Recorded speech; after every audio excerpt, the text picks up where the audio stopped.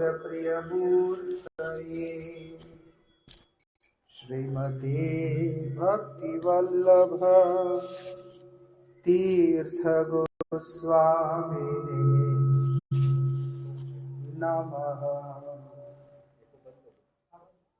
यतीन्द्रिय नमस्तुभ्यं गौरकृष्ण प्रियात्मने रूपानुगगति ज्ञाय गुरुदेवाय ते नमः।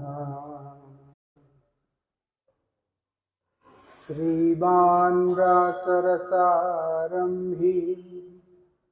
वंशी वटतटस्थित कर्षण वेणुस्वनैर्गोपी गोपीनाथ श्रीयस्तु नः। पतित पावन परम करुणामय परमाराध्यतम श्रील गुरुदेव नित्य लीला प्रविष्टोम विष्णुपाद अष्टोत्तर शत श्री श्रीमद श्रील भक्ति वल्लभ तीर्थ गोस्वामी महाराज जी के अभय चरण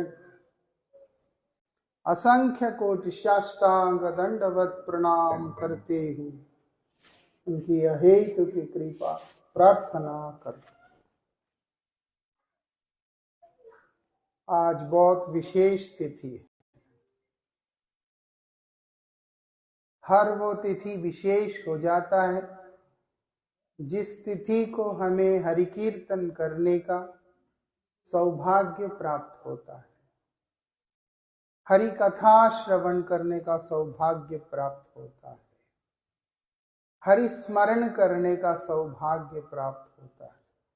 वो सारे तिथि विशेष हो जाते हैं।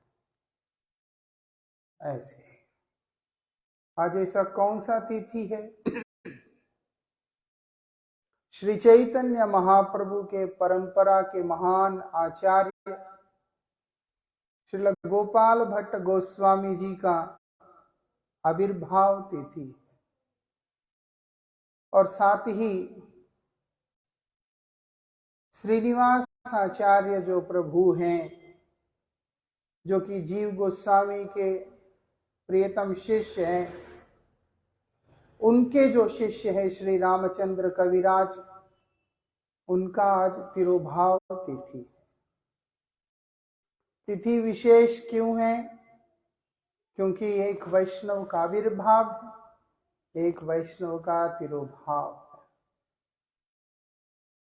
है। ऐसा भगवान अधोक्षज है, अतीन्द्रिय है। ऐसे जो भगवान किसी प्राकृत मन बुद्धि के साथ युक्त जीव को कभी भी सुलभ नहीं होते। बड़ा मुश्किल, आसान नहीं है भगवान का दर्शन उस व्यक्ति के लिए जिसका मन ये संसार में ही रमा हुआ है। और सभी का मन तो संसार में रहता है। ऐसा तो इसीलिए बोलते हैं, अगर कोई व्यक्ति वैष्णव का भजन करेगा, वो अचिंत कृष्ण भी उसके लिए सुलभ हो जाएंगे। ऐसा वैष्णव कौन है? जिसने इस संसार को अपने हृदय में स्थान ही नहीं दिया, केवल मात्र गोविंद को ही अपने हृदय का धन बनाकर कृष्ण धन को ही अपना वास्तविक धन मान लिया है। कृष्णैक शरण होकर कृष्ण की प्रीति विधान करने के लिए अपना सर्वस्व जिसने सौंप दिया है, वही वैष्णव। जो कृष्ण के अतिरिक्त और कुछ जानता ही ना हो, वही वैष्णव है।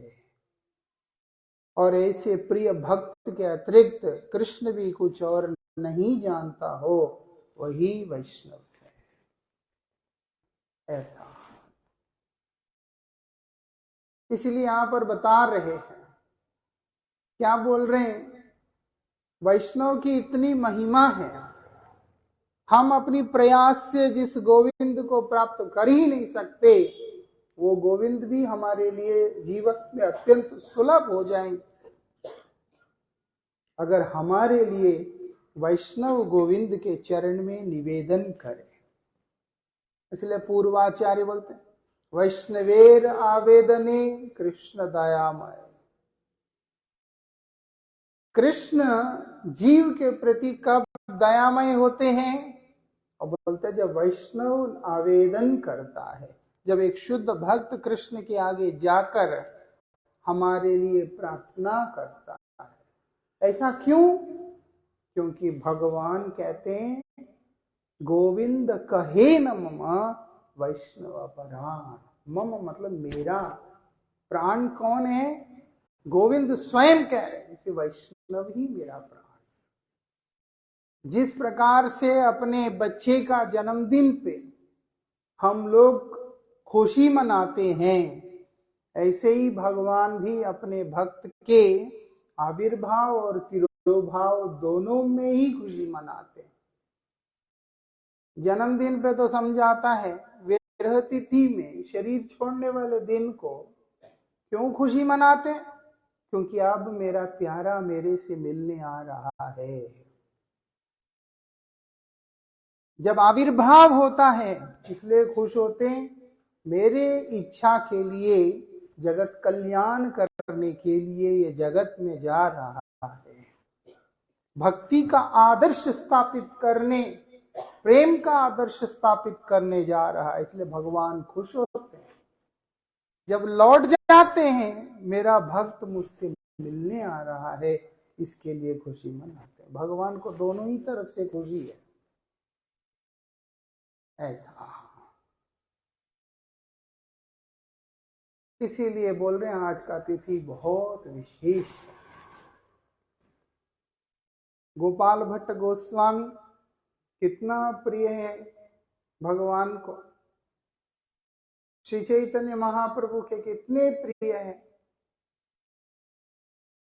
जब चैतन्य महाप्रभु संन्यास लेकर दक्षिण यात्रा के लिए गए, पूरे भारत के दक्षिण क्षेत्र के समस्त तीर्थों को दर्शन करने के लिए जब गए, उस समय वो श्रीरंगम में पहुंचे। बड़ी सुंदर स्थान है श्रीरंगम, कावेरी नदी के पावन क्षेत्र में, दोनों तरफ कावेरी है, बीच में श्रीरंगम है। इतना अद्भुत स्थान है। वहां पे पहुंचे, तब चातुर्मास्य का समय था।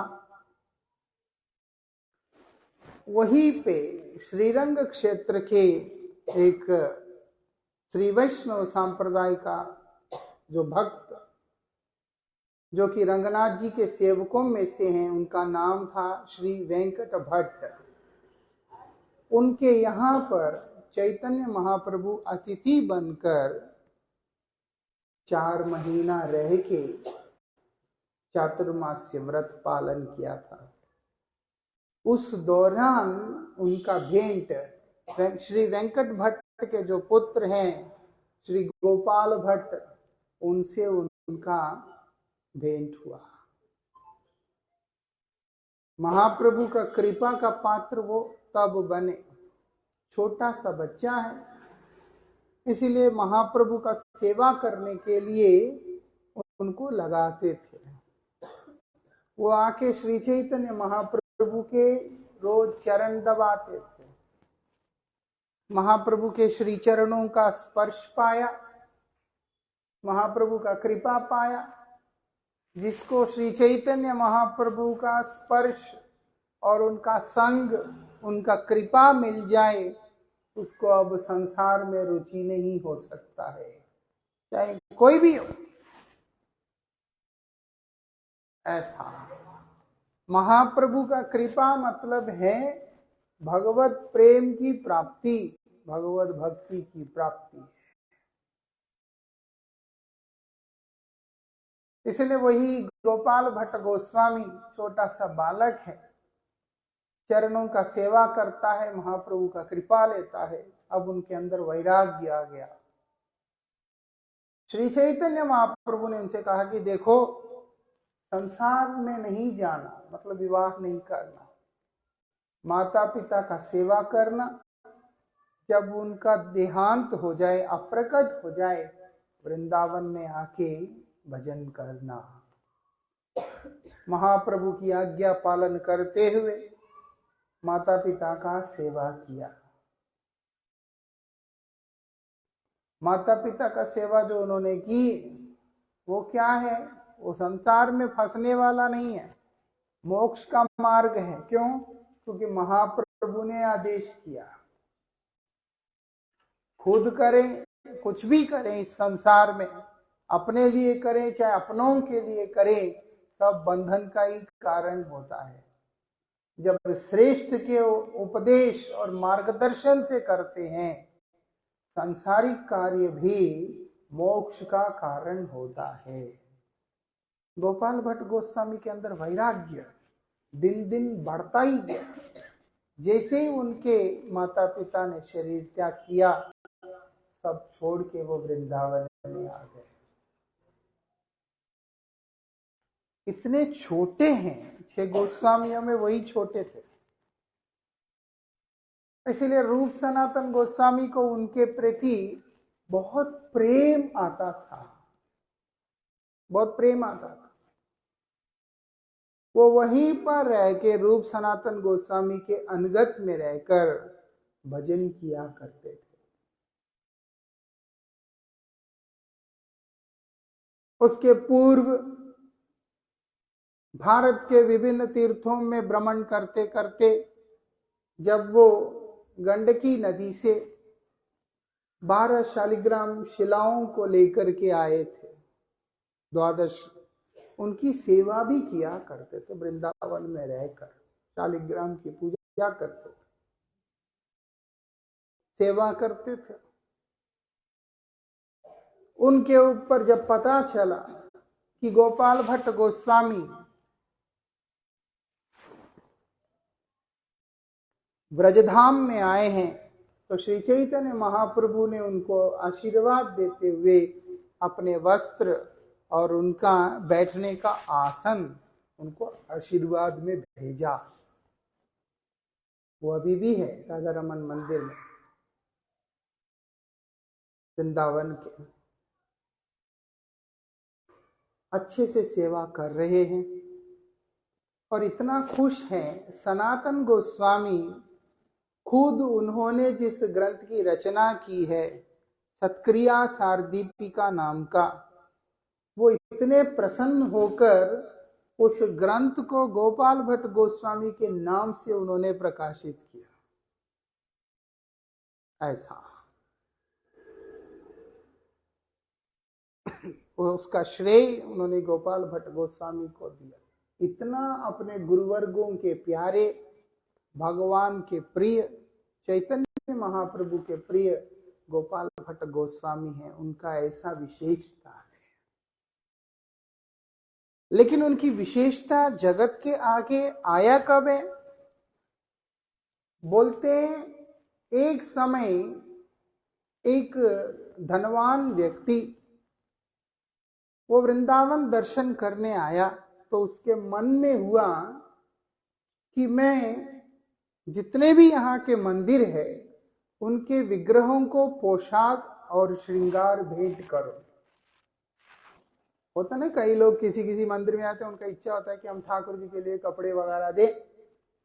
सब मंदिर में देता आया, घूमते घूमते गोपाल भट्ट गोस्वामी के पास भी आया। आके कहता है कि महाराज, आपका कोई विग्रह हो आप बता दीजिएगा, उनका श्रृंगार और उनके पोशाक आदि का व्यवस्था मैं करना चाहता हूं। गोपाल भट्ट गोस्वामी कहते कि भैया मेरे पास तो कोई विग्रह नहीं है, मेरे पास तो सिर्फ शालिग्राम है, इसलिए मुझे आवश्यकता नहीं है। ठीक है, चला गया। उस दिन गोपाल भट्ट गोस्वामी के मन में एक भाव आया कि काश मेरे पास भी विग्रह होता, मैं उनका बड़ा सुंदर श्रृंगार करता, उनका मैं श्रृंगार करता, अंगराग करता, वस्त्र पोशाक वगैरह पहनाता। इससे पहले तक ऐसी सोच आई या नहीं, सेवा करे ही जा रहे हैं, अपना भाव तो है, लेकिन इतने भाव से डूबे हुए सेवा करते थे, उस तरफ कभी ध्यान गया नहीं कि ये किस स्वरूप में है। आज लेकिन मन में एक विचार जरूर आया, विचार आया, उन्होंने प्रार्थना भी नहीं किया, एक विचार आया, काश अगर मेरे पास विग्रह होता। कोई बात नहीं करके वो शयन देके सो गए। जैसे ही अगले दिन सुबह उठ के कपाट खोलते हैं, 12 में से एक जो शिला है वो टूटकर उसके बीच में से श्री राधा रमन लाल जी का जो विग्रह है वो प्रकट हो जाता है। ऐसा अपने आप से वो स्वयंभू है। वृंदावन में जो राधा रमन जी का विग्रह जो इतना सा है, ज्यादा बड़ा नहीं है, इतना है। केवल भक्त की इच्छा को पूर्ण करने के लिए गोविंद वहां पर इतना सुंदर रूप धारण कर लिया। किसके लिए? गोपाल भट्ट गोस्वामी के मन की बात को करने के लिए, रखने के लिए। ऐसा वो उनका विशेषता है। आज उनका आविर्भाव तिथि है ना। सत्यम विधातुम निजभृत्य भाषितम, कि भक्त ने कोई शब्द कह दिया है, भगवान उसको कभी भी स्खलित नहीं होने देते, बेकार नहीं जाता। भक्त के मुख से निकला हुआ शब्द किसी ना किसी प्रकार से उसको भगवान सत्य करते ही हैं। इसीलिए जो भक्त होते हैं वो लूज टॉक नहीं करते, वो बहुत समझदारी से बात करते, क्योंकि वो नहीं चाहते कभी ऐसा कुछ हो। ऐसा आज गोपाल भट्ट गोस्वामी की भक्ति की सीमा देखो, उन्होंने मुख से कुछ कहा भी नहीं, सेवा करते करते मन में एक भाव आया, बस उस भाव को सच करने के लिए भगवान वहां प्रकट होके खड़े हो गए। ऐसा इतना छोटा विग्रह में इतना सुंदर विग्रह आपको कहां पूरा विश्व में ऐसे देखने को मिलता है। राधा रमन का रूप राधा रमन जी का ही रूप है। ऐसा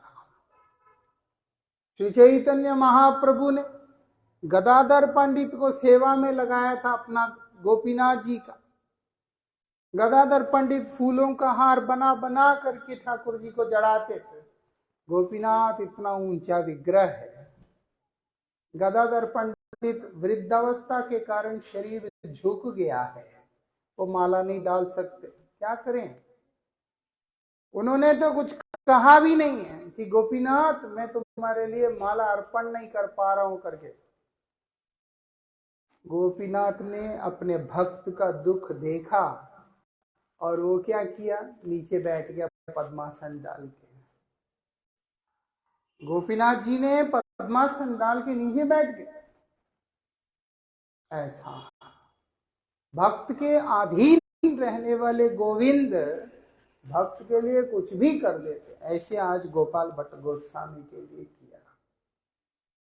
जो हो गोपाल भट्ट गोस्वामी राधा रमन जी का सेवा करते करते करते उन्होंने वहीं पे अपने लीला को विराम भी दिया।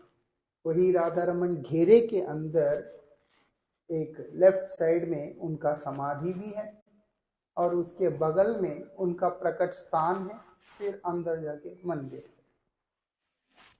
आज उनका आविर्भाव तिथि और साथ ही आज श्री रामचंद्र कविराज जी का तिरुभाव तिथि। श्री रामचंद्र कविराज बहुत बड़े भक्त हैं। इनके शिष्य हैं श्री श्रीनिवास आचार्य प्रभु के शिष्य। श्रीनिवास आचार्य, नरोत्तम ठाकुर और श्यामानंद प्रभु, ये तीनों ही जीव गोस्वामी के अनुगत में रहकर शास्त्रों का अध्ययन किया करते थे। रूप सनातन गोस्वामी के अप्रकट के बाद गौड़ीय वैष्णव जगत ने सर्वसम्मति से जीव गोस्वामी को अपना अध्यक्ष के रूप में स्वीकार किया था। विश्व वैष्णव राजसभा का जो अध्यक्ष है वो श्री जीव गोस्वामी पाद, और वही जीव गोस्वामी के अनुगत में रहकर जितने भी गौड़ीय सिद्धांत है, रूप गोस्वामी के साहित्य, सनातन गोस्वामी का साहित्य, कृष्णदास कविराज गोस्वामी का चैतन्य चरितामृत आदि जितने भी ग्रंथ हैं, जीव गोस्वामी के द्वारा लिखी हुई जितने भी ग्रंथ हैं, उन सब का अध्ययन नरोत्तम, श्रीनिवास, श्यामानंद, ये तीनों आचार्यों ने किया था। उनमें से जो श्रीनिवास आचार्य हैं, जो कि हरिकथा में बड़े अद्भुत पारंगत हैं, जो रसमयी कथा को करते रहते हैं, वो श्रीनिवास आचार्य प्रभु के शिष्य हैं श्री रामचंद्र कविराज। एक समय की बात, जब फुलिया में शांतिपुर से ऐसे कलकत्ता की तरफ आते हुए पड़ता है एक जगह पे, वहां पर बैठकर श्रीनिवास आचार्य प्रभु बैठे हुए हैं नरोत्तम ठाकुर के साथ में। उस समय एक बारात की तरह जा रहा है, एक जुलूस की तरह जा रहा है। देख रहे हैं कि उसमें एक पालकी के अंदर एक सुंदर सा लड़का बैठा हुआ है, बहुत सुंदर देखने में, और लड़की बैठी हुई है। दोनों को पालकी में उठाकर जुलूस की तरह, मतलब एक शोभा यात्रा की तरह लोग लेके जा रहे थे। वो देखने के बाद श्रीनिवास आचार्य प्रभु के मन में दुख हुआ। अरे क्यों हुआ? बोलते इतना सुंदर लड़का, इतना अच्छा सा दिख रहा है, इस संसार में फंस जाएगा। और ये बात रामचंद्र कविराज के कान में पड़ गया। वो सुंदर लड़का कौन था? रामचंद्र कविराज ही थे। श्रीनिवास आचार्य की ये शब्द जैसे ही उनके कान में पड़ा, वो बिल्कुल विचलित से हो गए, और वो जैसे ही घर गए, पत्नी को घर में रखा और सीधा आके श्रीनिवास आचार्य प्रभु के चरणों में गिर गया, और उसके बाद दोबारा कभी घर गया ही नहीं। ऐसा सीधा श्रीनिवास आचार्य प्रभु के शरण ले ली। ऐसा है रामचंद्र कविराज। वही रामचंद्र कविराज श्रीनिवास आचार्य के शरण में रहकर भजन किया करते थे। ऐसा उनका भजन निष्ठा, जिसके कारण जैसे ही उनका कृपा हुआ, रामचंद्र कविराज का कृपा, उनका भाई भी भक्त बन गया। उनका भाई भी भक्त बन गया। श्री गोविंद कविराज, जो कि रामचंद्र कविराज के भाई हैं, है ना, रामचंद्र कविराज के भाई हैं श्री गोविंद कविराज। अभी गोविंद कविराज को मौत का डर सताने लगा। मौत का डर सताने लगा, वो डर रहे कि मौत हो जाएगा अभी।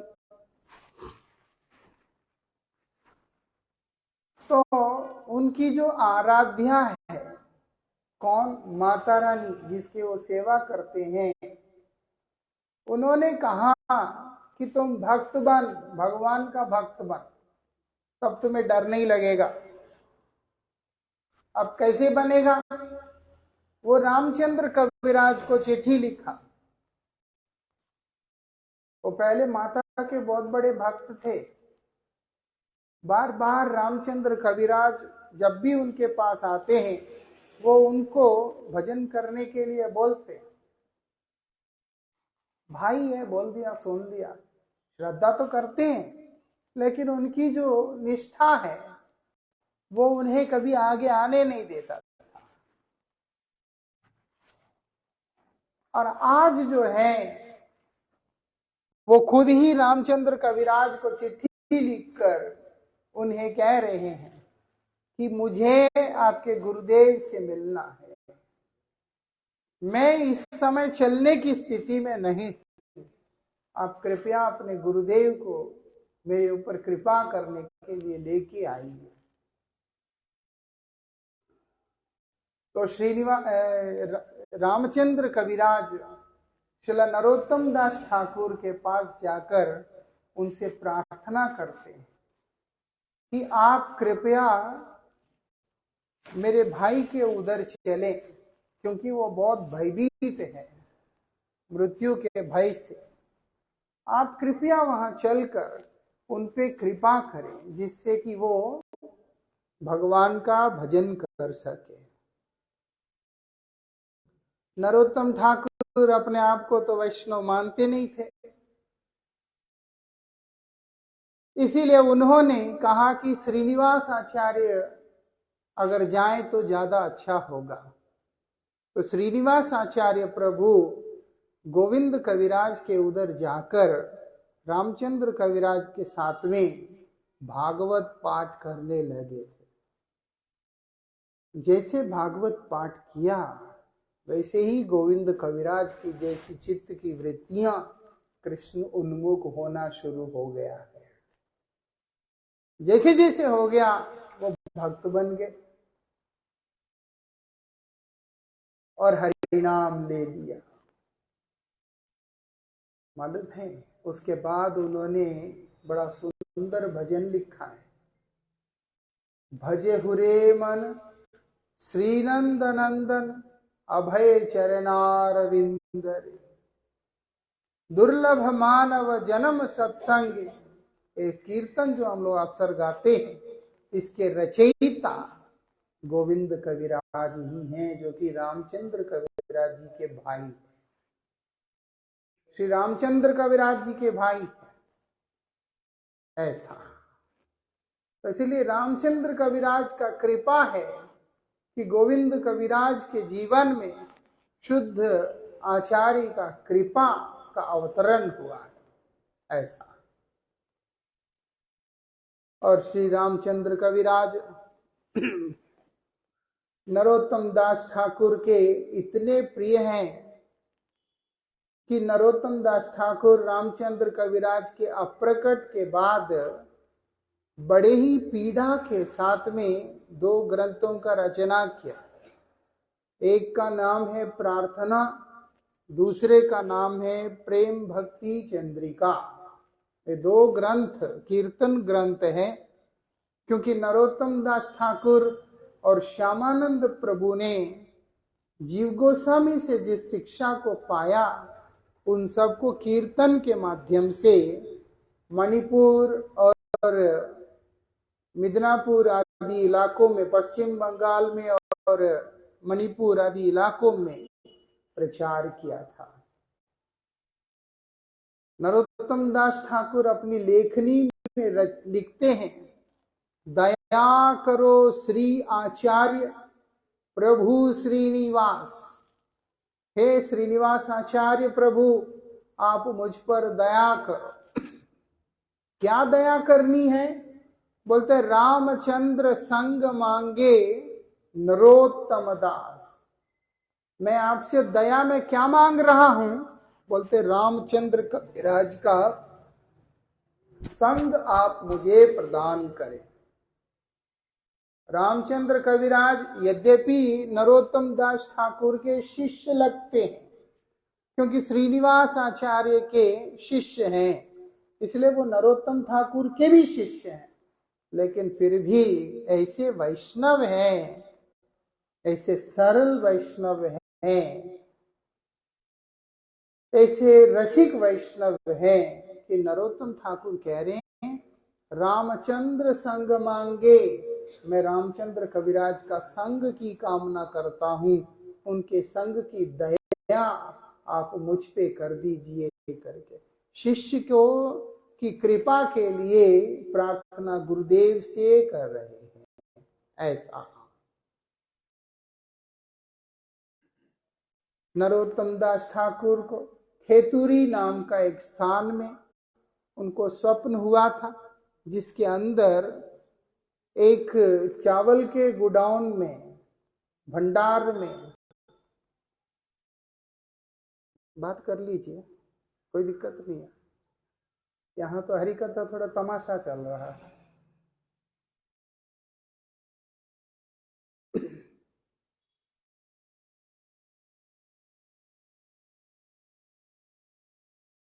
ये बात है। उनको 6 विग्रह मिला। अब उन विग्रह का संस्करण करना है, स्थापना करना है, विराजमान करना है। तो उन्होंने नित्यानंद प्रभु की जो शक्ति है, माता जाह्नवा देवी, उनसे प्रार्थना किया नरोत्तम ठाकुर ने। तो माता कहती है कि देखो ये स्वयंभू हैं, इसलिए इनके लिए प्राण प्रतिष्ठा की जरूरत नहीं है, केवल इनका अभिषेक करने से हो जाएगा। तो कौन करेगा अभिषेक? तब उन्होंने कहा कि श्रीनिवास आचार्य प्रभु जो है अभिषेक करेंगे, और श्यामानंद प्रभु और रामचंद्र कविराज और नरोत्तम ठाकुर, जाह्नवा माता ने आदेश किया आप तीनों संकीर्तन करेंगे। खेतुरी उत्सव बोलते हैं उसको, बहुत बड़ा उत्सव हुआ था उस समय। रामचंद्र कविराज जी ने, श्यामानंद प्रभु ने और नरोत्तम ठाकुर ने जम के कीर्तन किया था, और भंडारा का सारा व्यवस्था स्वयं मां जाह्नवा देवी ने अपने हाथों में ले लिया था। असंख्य भक्त आए थे, उन सब का वहां पर सेवा हुआ था। बाद में श्रीनिवास आचार्य के साथ में श्री रामचंद्र कविराज वृंदावन में लौट गए थे खेतुरी से। उसके बाद कभी भी गुरुदेव को छोड़ के, ब्रज को छोड़ के बाहर नहीं गए। इतना उनका गुरुनिष्ठा है, इतना उनका भगवान के प्रति समर्पण है कि वो वही रह के भजन करने लगे थे। बाद में उनका समाधि का स्थापना भी कहाँ हुआ? उनका समाधि का स्थापना वृंदावन के अंदर धीर समीर के नजदीक में, जहां श्री श्रीनिवास आचार्य जी का समाधि है, ठीक उसके पीछे श्री रामचंद्र कविराज जी का समाधि है। देखने में ऐसा अनुभव होता है मानो आगे गुरुजी बैठे हैं और उनके बिल्कुल पीछे में उनके अनगत में शिष्य बैठा है। ऐसा उनका जीवन रहा है। आज उनका तिरोभाव तिथि है। वास्तविक अमंगल का कारण क्या है? हमारे गुरुजन बतलाते हैं, भगवत विस्मृति, भगवान को भूल जाना ही सबसे बड़ी विडंबना है जीव का। इसलिए यहां पर बताया बोलते जब हम वैष्णव का गुणगान करते हैं तो भगवान हमारे हृदय में प्रकट होते। ऐसा जिसके जीवन में भगवान प्रकट हुआ है, हृदय में प्रकट हुआ, उसके सारे अमंगल ध्वंस हो जाते हैं और उसके साथ क्या होता है, सब मंगल ही मंगल होता है। परम मंगल का अवतरण भगवत भक्तों के आविर्भाव होने से होता है। परम मंगल का अवतरण भगवान का हमारे जीवन में अवतीर्ण होने से होता है। ऐसा आज श्री गोपाल भट्ट गोस्वामी जी का आविर्भाव तिथि है और श्री रामचंद्र कविराज जी के तिरोभाव तिथि है। उनका आविर्भाव तिरोभाव हमारे लिए परम मंगलकारी है, जिससे उन्हें स्मरण करने का सौभाग्य मिलता है और हमारा जन्म सार्थक होता है। अभी हम लोग संकीर्तन करें।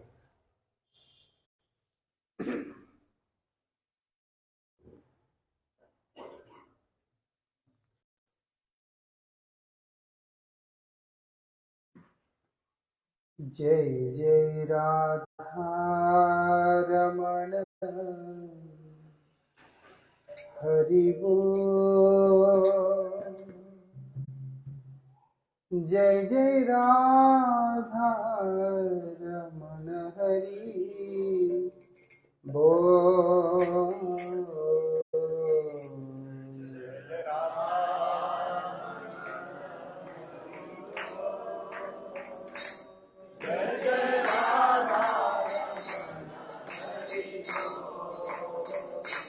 जय जय राधा रमण हरि बोल।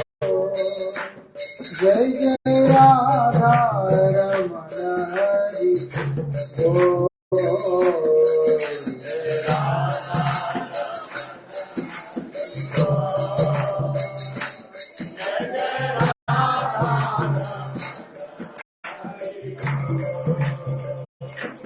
जय जय राधा रमण हरि बोल। जय जय राधा रमण हरि बोल। जय जय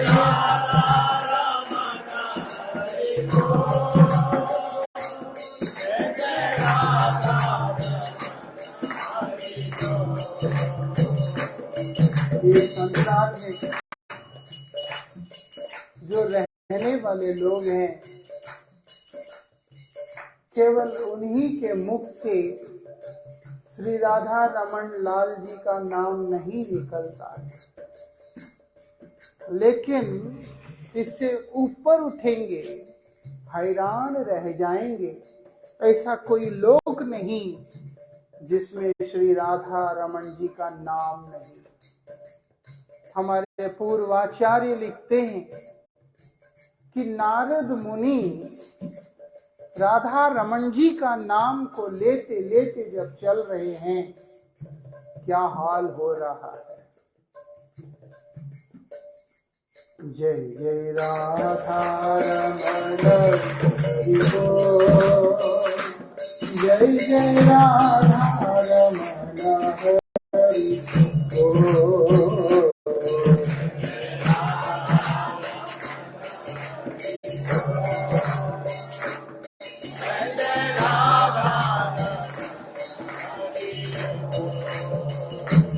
जय जय राधा रमन हरि बोल।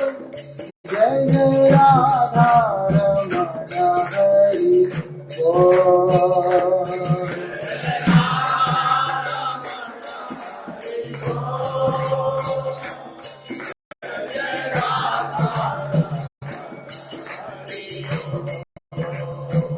हैरान रह जाएंगे। बोलते राधा रमन जी का नाम का कीर्तन जैसे ही नारद जी कर रहे, वहां बारिश होने लगा, और वो भी बहुत घना, हल्का हल्का बूंदाबांदी नहीं है। लेकिन सब देख के हैरान हो रहे हैं। जो गिर रहा है वो पानी नहीं है, वो है अमृत, रस का वर्षा। अमृत कैसे होता है हमारी समझ से परे है, क्योंकि हम मृत्युलोक में ऊपर से दुखालय में। इसीलिए आनंद क्या होता है, रस क्या होता है, थोड़ा बहुत सुनने के अलावा हम उसके बारे में कुछ जानते नहीं। लेकिन आज सब जगह पर बारिश हो रहा है, इतनी तेज बारिश हो रहा है, अमृत का बारिश हो रहा है। जो उसमें डूब रहा है वो सब पागल हुए जा रहे हैं, आनंद में डूबे जा रहे हैं। जय जय राधा रमण हरि बोल, जय जय राधा रमण हरि बोल।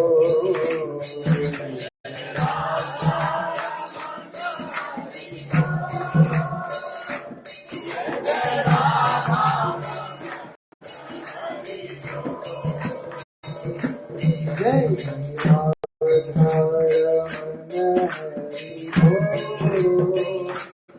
जय जय राधा रमण हरि बोल।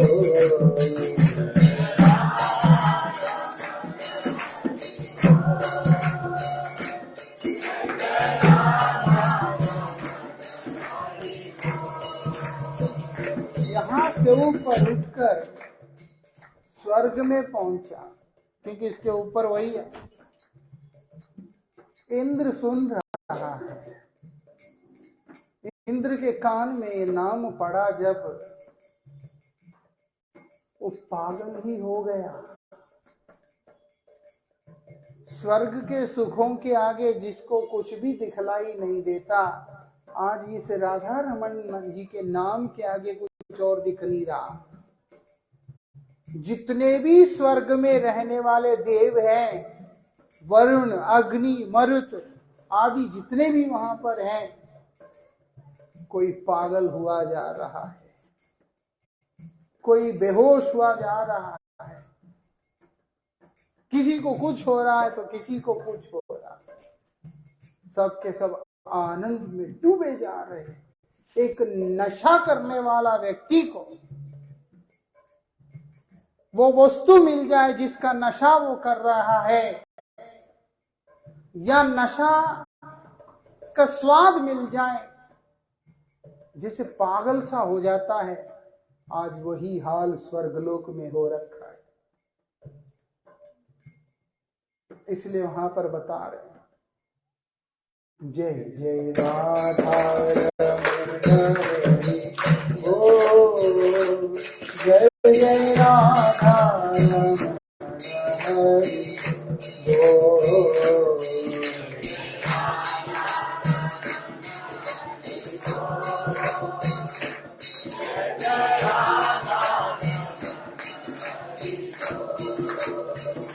जय जय राधा रमण हरि बोल, जय जय राधा रमण हरि बोल।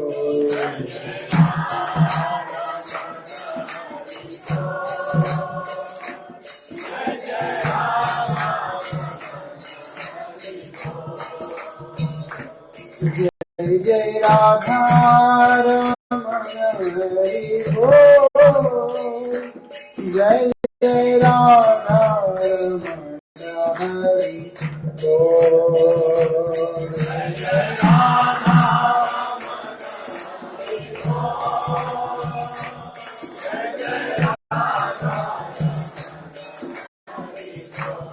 नारद जी चुप कहाँ रहे भैया?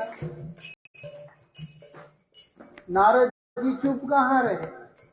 वो तो चुप रहते नहीं। नारद जी वहां से सबको नाम में पागल बनाकर, भगवान के प्रेम का दीवाना बनाकर कैलाश पहुंचे। शिव जी का लोक है, 5 सर है, 5 मुख है, और शंकर जी वहां पर ध्यान में बैठे हैं और उनके सामने से आके बोलते हैं, जय जय राधा रमण हरि बोल, जय जय राधा रमण हरि बोल।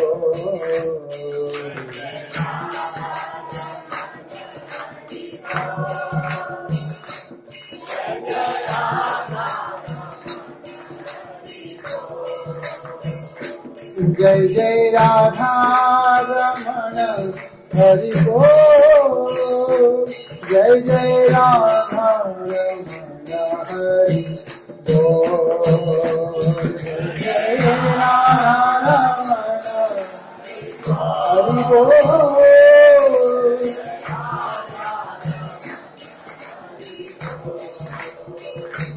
जय जय राधा रमण हरि बोल, जय जय राधा रमण हरि बोल।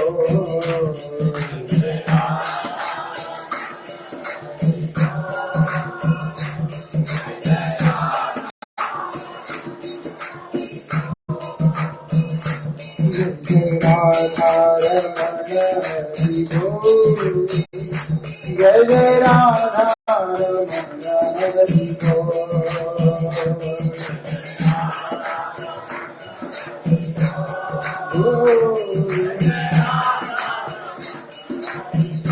महादेव ने कहा चुप रहना था, महादेव ने चुप कहाँ रहना था। उनका आंख जैसे ही खुला, सामने नारद बैठे हुए हैं।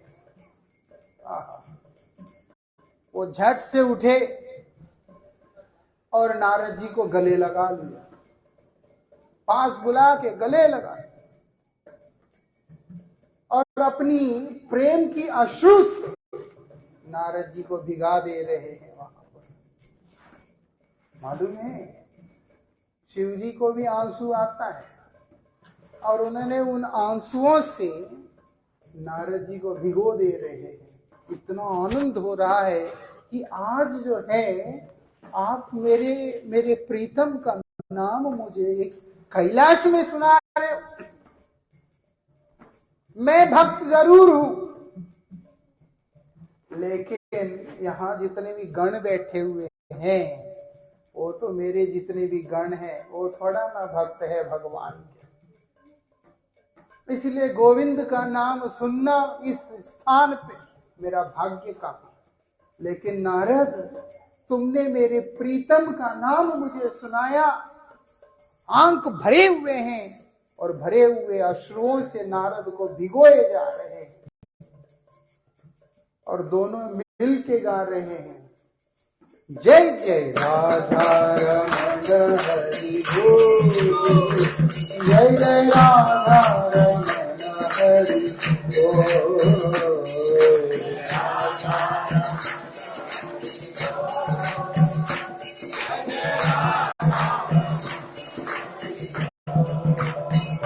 जय जय राधा रमण हरि बोल, जय जय राधा रमण हरि बोल।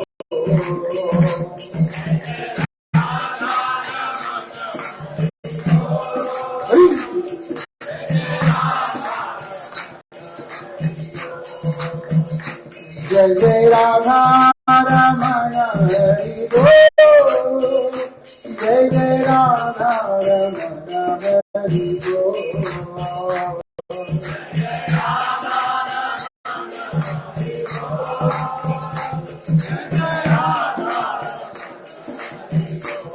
वहां तक रुका नहीं मामला।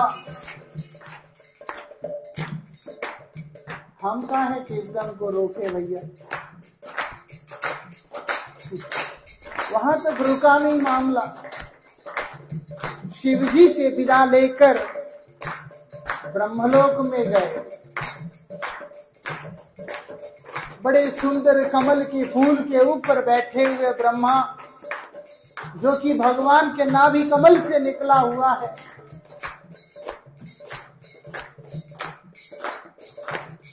ब्रह्मा जी वहां बैठकर सृष्टि की रचना कर रहे हैं और उसी समय कान में आवाज पड़ रहा है, जय जय राधा रमण हरि बोल, जय जय राधा रमण हरि बोल।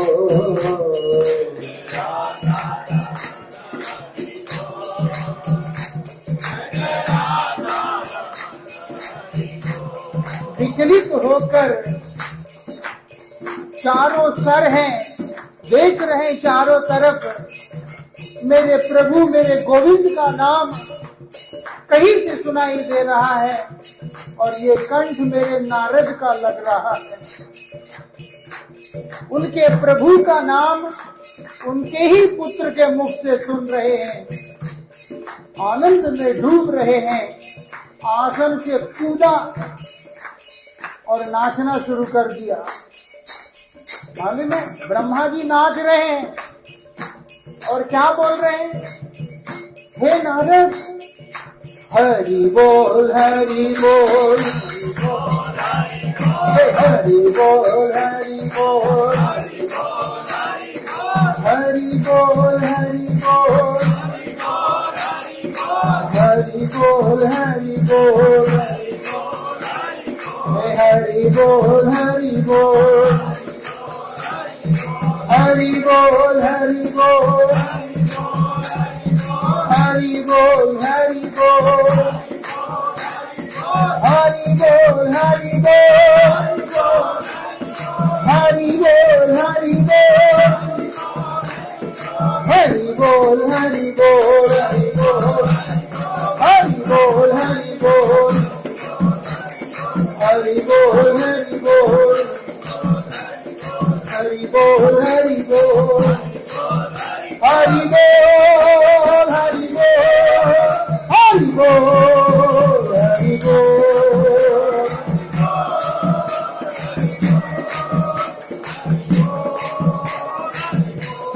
गौरा हरि बोल हरि बोल, हरि बोल हरि बोल।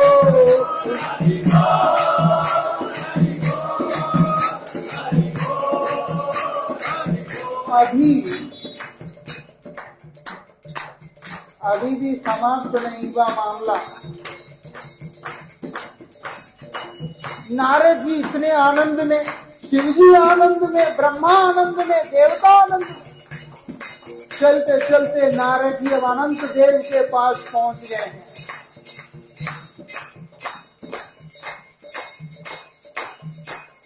क्या बोलते हैं, 1000 फण है, 1000 फण से अनंत देव पहले से चल रहा है उनका काम।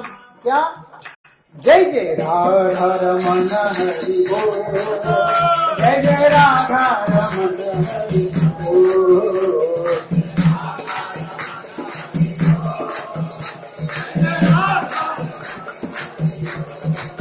जय जय राधा रमण हरि बोल, जय जय राधा रमण हरि बोल।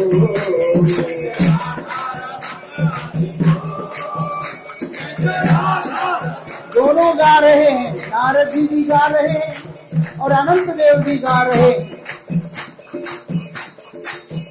जय जय राधा रमण हरि बोल, जय जय राधा रमण हरि बोल।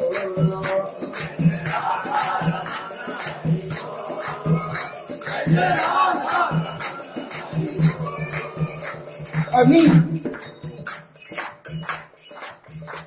नारद जी देख रहे हैं कोई एक सरसों की दाना देख अनंत देव के सिर के ऊपर पड़ा हुआ है। जब ध्यान से देखा, हैरान हो जाते हैं देखकर। वो क्या है, वो धरती अनंत देव ने अपने फण के ऊपर इस धरती को धारण करके रखा हुआ है। पृथ्वी नाम में इसे डूबे हुए हैं, उनको पता ही नहीं चल रहा है कि उनके सिर पे कुछ है। और नारद जी इस चीज को देख रहे थे, उनको और आनंद हुआ।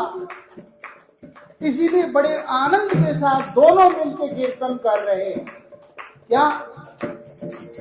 जय जय राधा रमण हरि बोल, जय जय राधा रमण हरि बोल,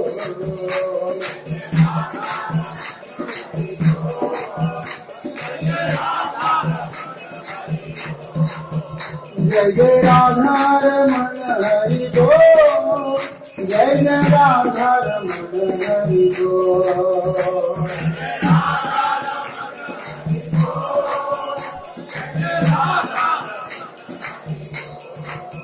जय जय राधा रमण हरि बोल, जय जय राधा रमण हरि बोल,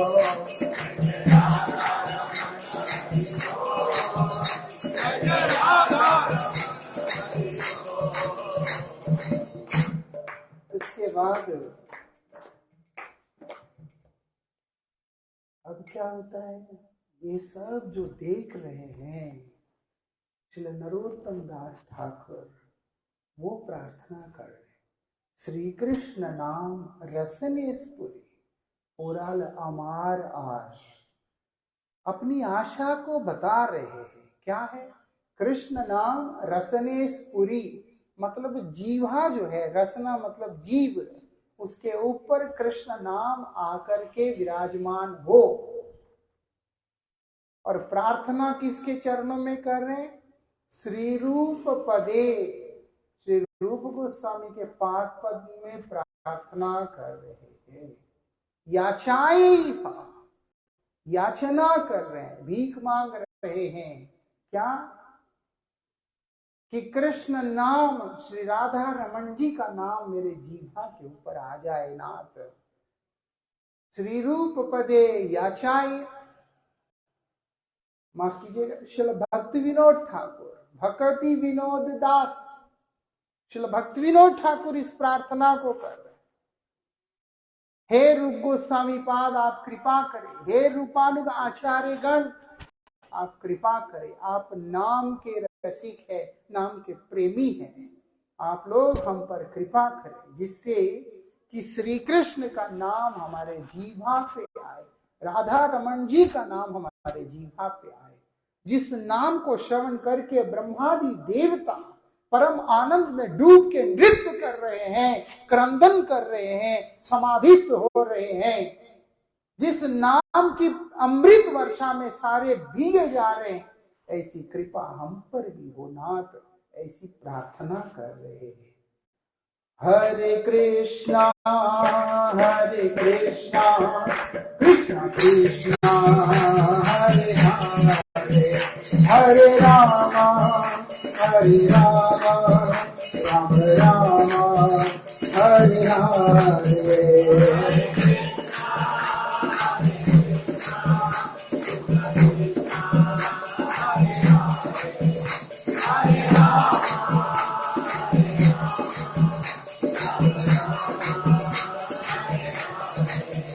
हरे कृष्णा कृष्णा कृष्णा हरे हरे, हरे राम राम राम हरे हरे।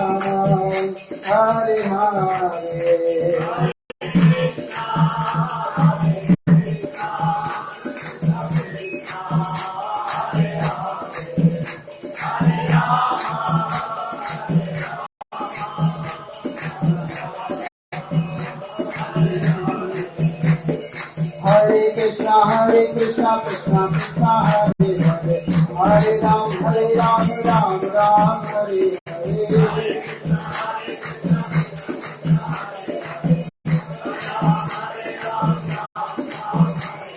हरे कृष्णा कृष्णा कृष्णा हरे हरे, हरे राम राम राम हरे हरे।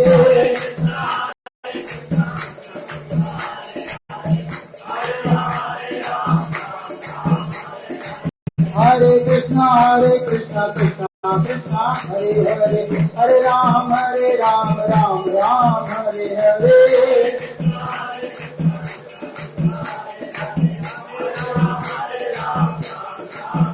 हरे कृष्णा कृष्णा कृष्णा राम हरे राम राम राम हरे हरे।